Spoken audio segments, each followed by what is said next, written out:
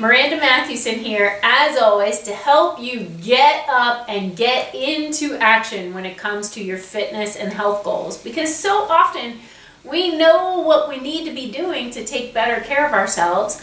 We're just not doing it for all kinds of reasons. And let me tell you something. As I'm filming this, it is just like 5 days away from springtime 2017. You can't tell it by looking out my window. It's like all white. It's like a whiteout. It sounds like a blizzard right now if you hear any wind blowing. Whatever. It's still almost 5 days to springtime, and it will get sunnier and brighter, and the days are going to get longer. It's what's happening. So let's get ahead of it, because at this time of year, we get this feeling like it's a rebirth, it's a renewal. That's a lot of what springtime is all about, right? So we get this fresh energy and we want to do this spring cleaning. We throw stuff out, we clean stuff up. It's like this whole thing we do.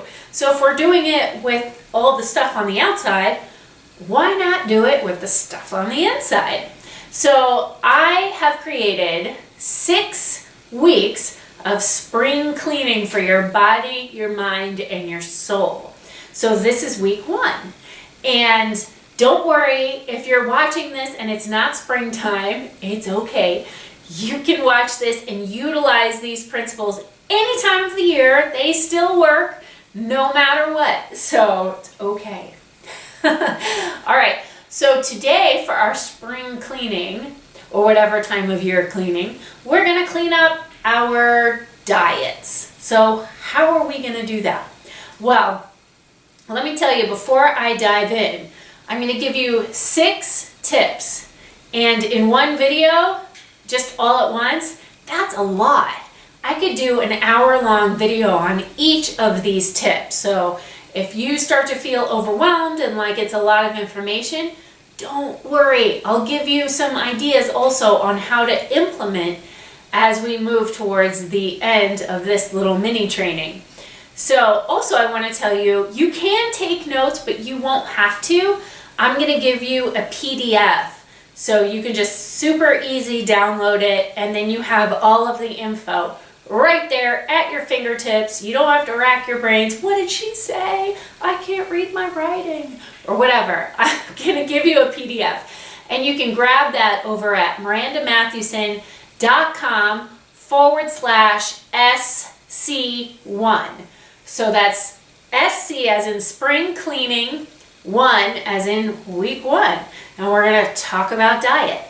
So the first thing, dun, dun, dun, when it comes to spring cleaning your diet is, number 1, to drink more water. Specifically, 64 ounces. Okay, so that's 8 glasses of 8 ounces of water.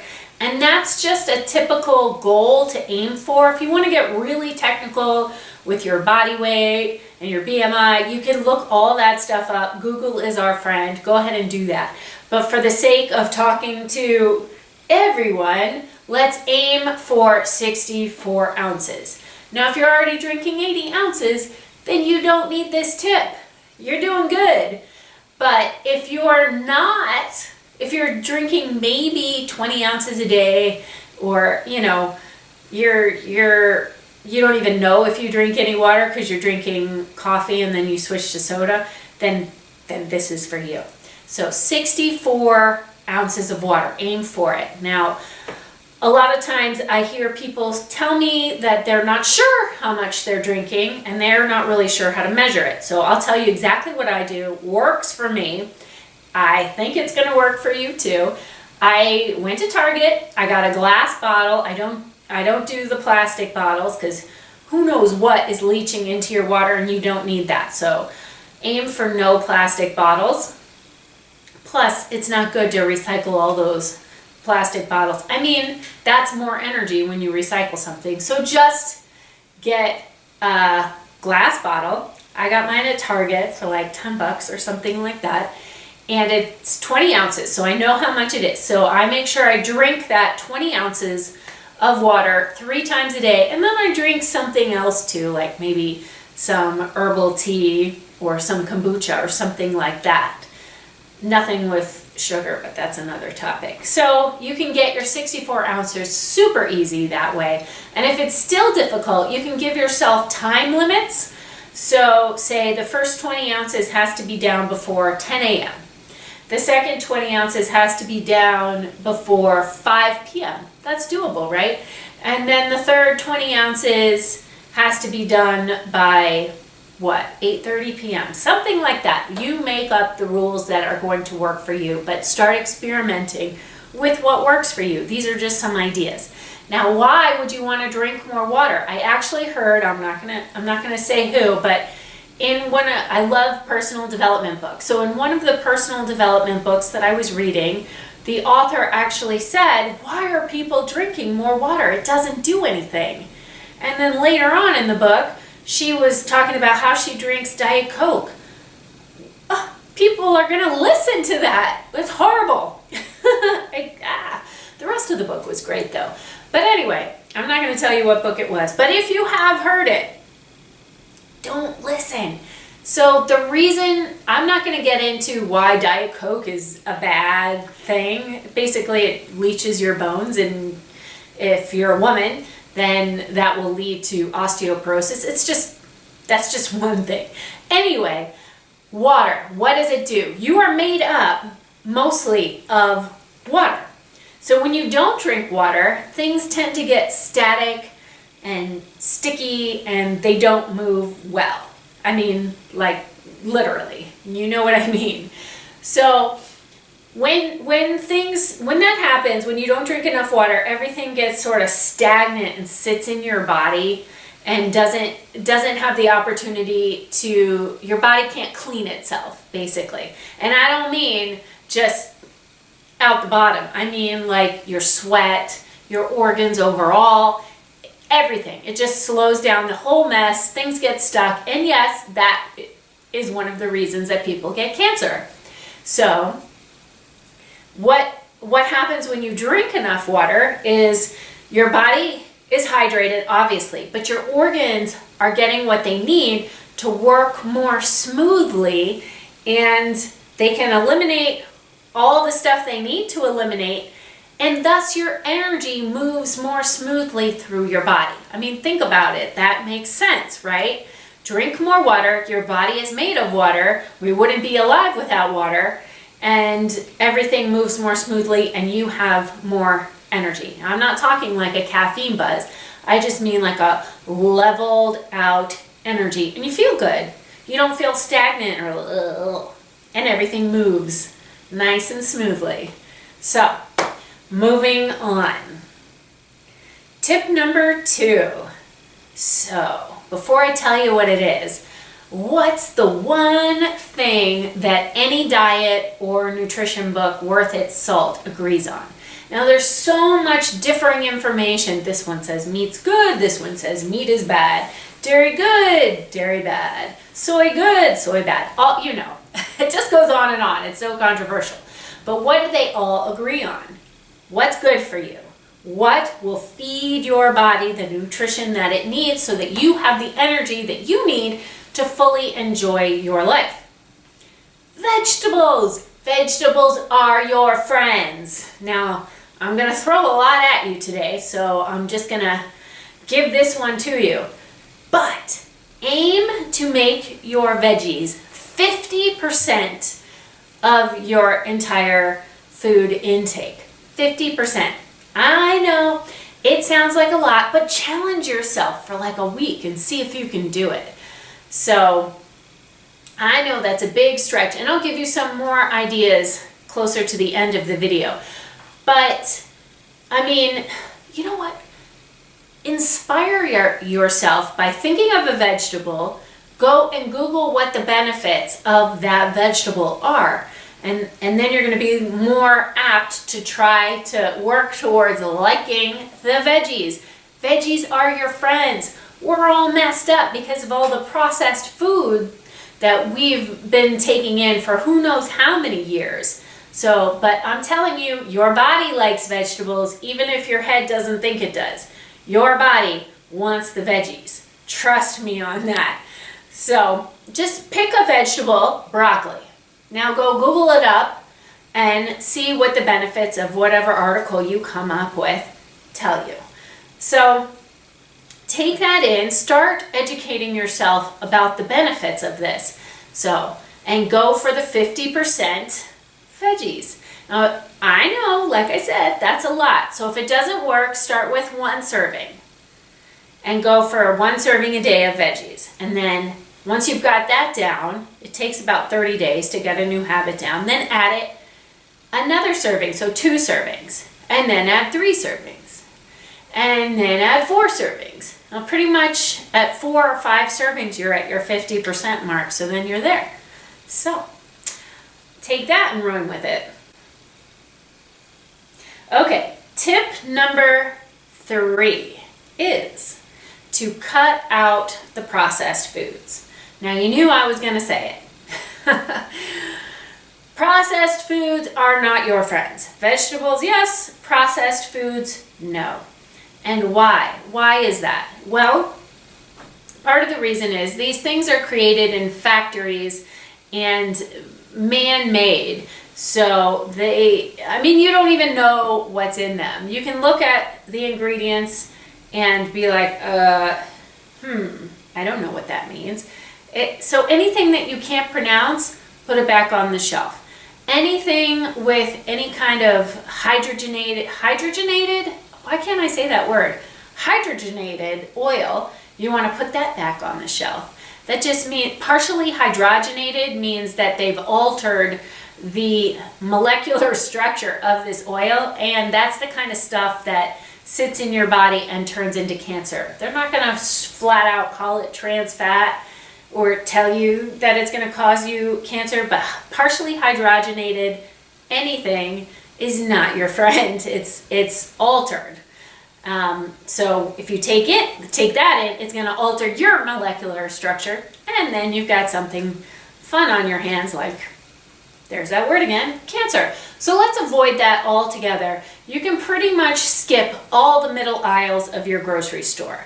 Watch out for the word natural. Lots of companies use the word natural because there's no rules on using the word natural. It doesn't mean anything. Natural is anything that's come from the earth.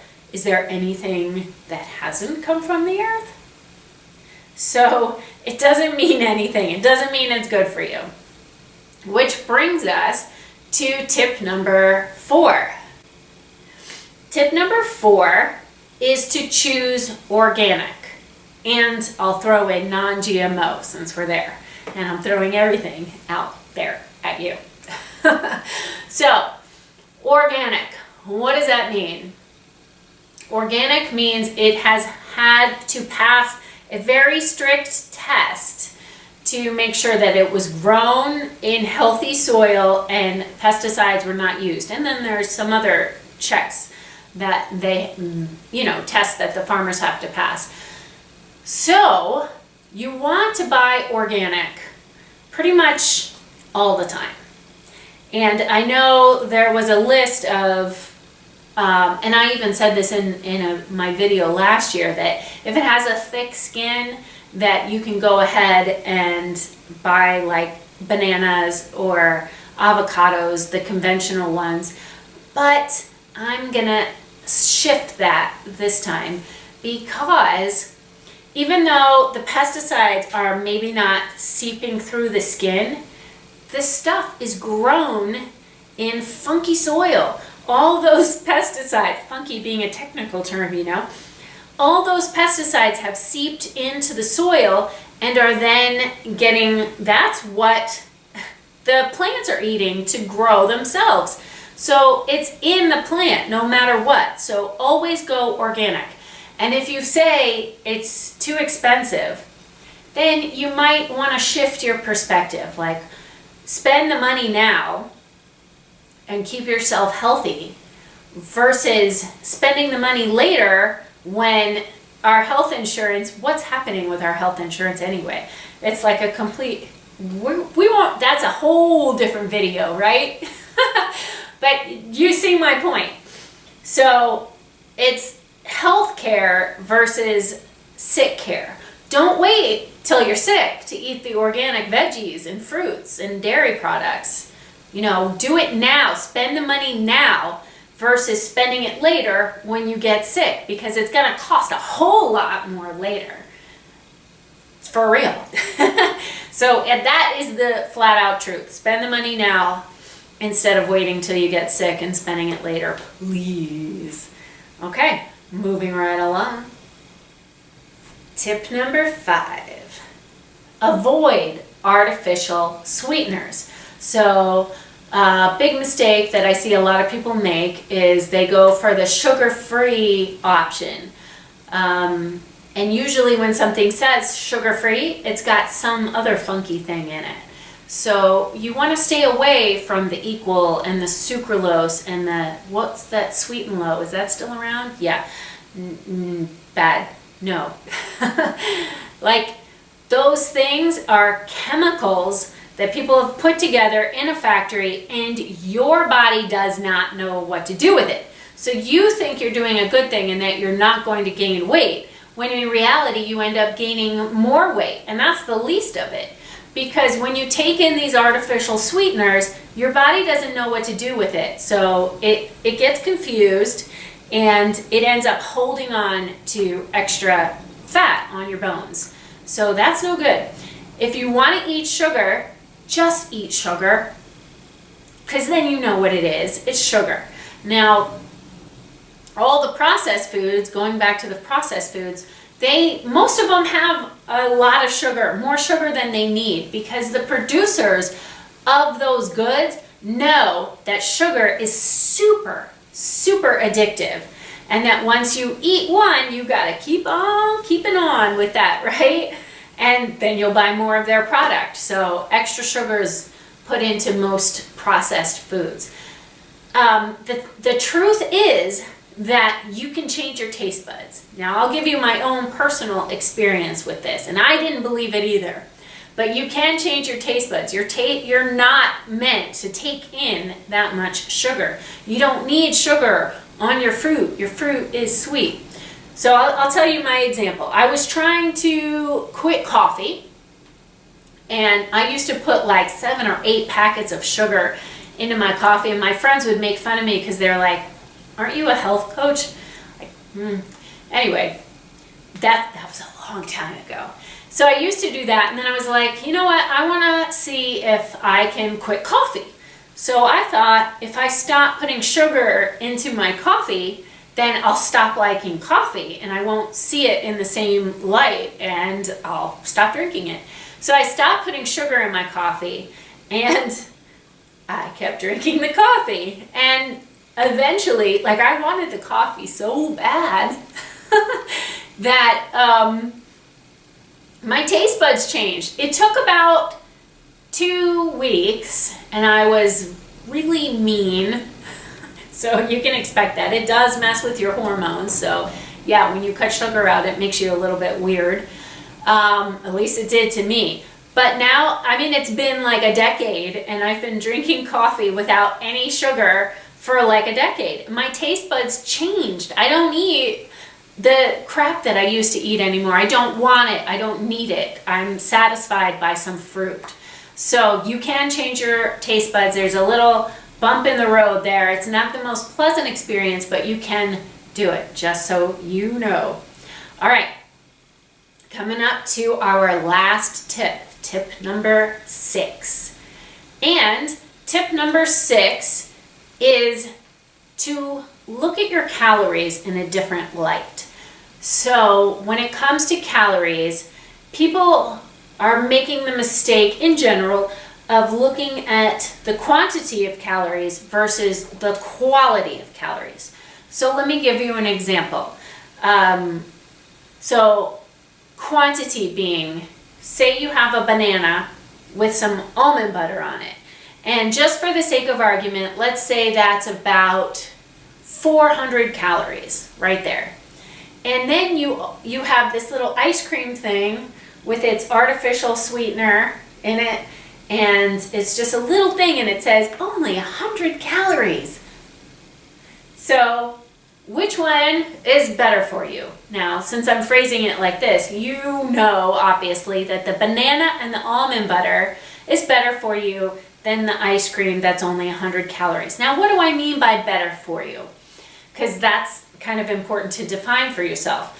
So the banana and the almond butter will give you energy.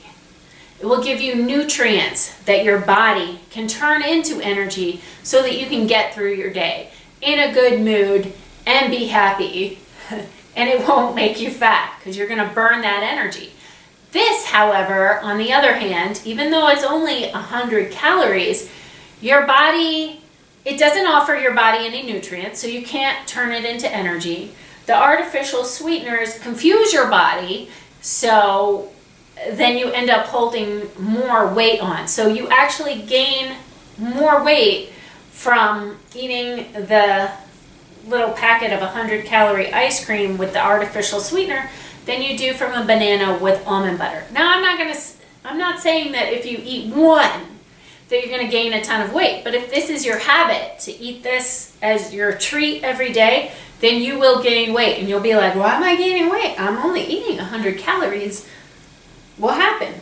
That's why. So you want to look for the quality of your calories. What calories means, calories equal energy.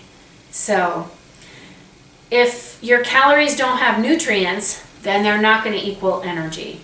And that's pretty much it. It just like boils down to that.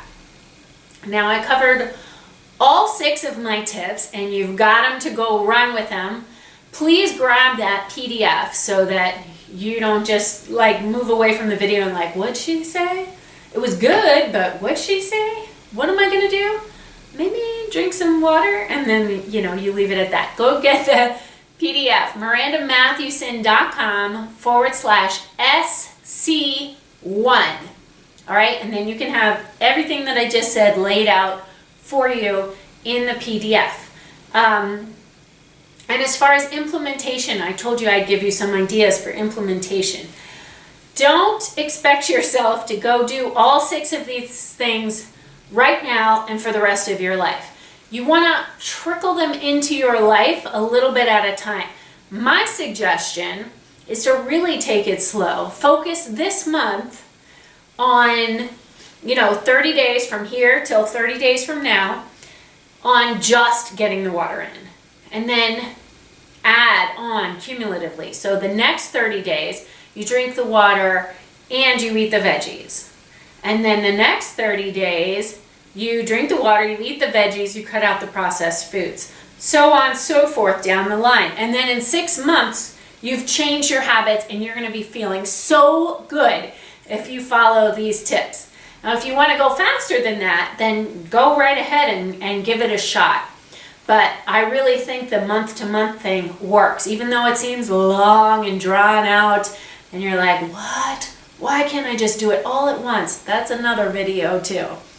So that is what I suggest. Take it and run with it. Track it so you know what you're doing on a daily basis. And have a good time with this. You can grab the PDF at MirandaMatthewson.com/SC1. And I will see you in the next video. Bye.